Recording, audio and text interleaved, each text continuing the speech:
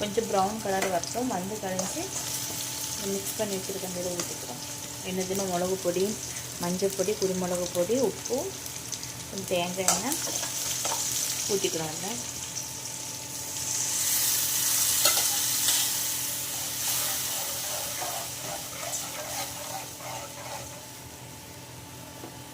தேவைப்பட்டோம்.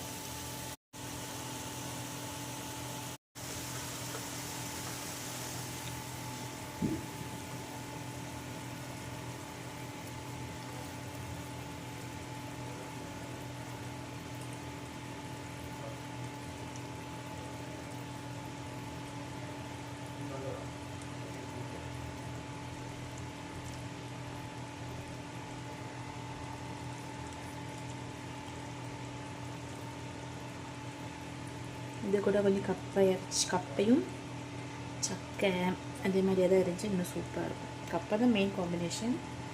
இதில் நல்ல ரேஷன் அரிசி சோறு கூட இந்த அப்படியே கொஞ்சம் கிரேவி ஊற்றி அந்த மீனெல்லாம் வச்சு சாப்பிட்டா வேறு லெவல் சூப்பராக இருக்கும். சரி வேகட்டும். லைட்டாக எடுக்கணும். அப்புறம் புளி போடுவாங்க, பட் அந்த புளி இல்லை, தீந்துச்சு. கறியும் இல்லை. ஸோ இது அப்படியே சிம்மில் கிடந்து வேகணும். ஏன்னா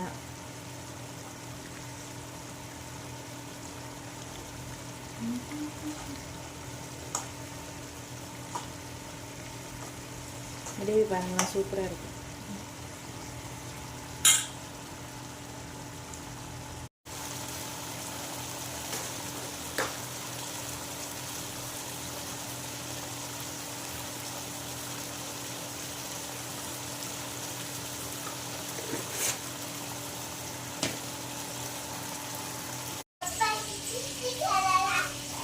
சூப்பராக கிரேவி ஆயிடுச்சு. என்ன பண்ணுவோம், இனி இதை கொஞ்சம்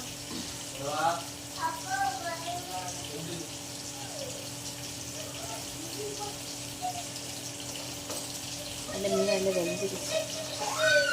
கட் பண்ணாலும் அந்த பீஸ் பீஸாக இருக்கும்.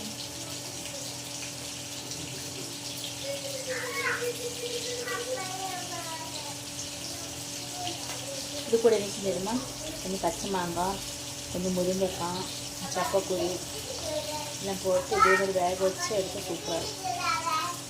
எங்கள் அம்மா கும்பளங்க இருக்கிற பூசணிக்காய் பூசணிக்காய் அட்டைங்க கிடையாது, பூசணிக்காய்.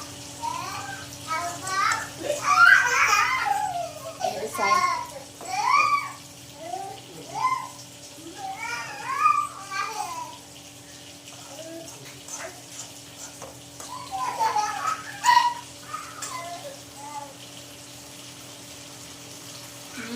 சூப்பராக இருக்குங்க. நிஜமாவே சூப்பர். நல்ல கிரேவி. அதில்